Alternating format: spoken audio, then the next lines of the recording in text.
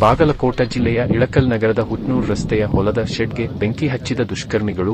ಒಂದು ಆಕಳು, ಒಂದು ಹೋರಿ ಸುಟ್ಟು ಭಸ್ಮ, ಒಂದು ಆಕಳು ತೀವ್ರ ಸ್ವರೂಪಗಾಯವಾಗಿದೆ.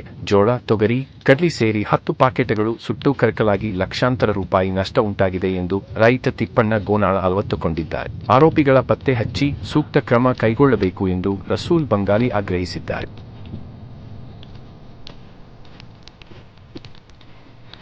ಆಕಳ ಜಗ್ಗ ಮಾಡೋದನ ಶಾಣಪ್ಪ, ಆಕಳ ಜಗ್ಗ ಮಾಡೋದನ ಒಣಿಗೆ ಹೋತು ಹೋದ.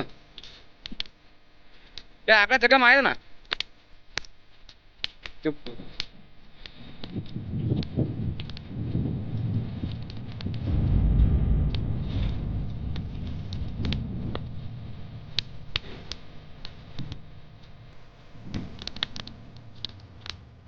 ಶಾಣಪ್ಪ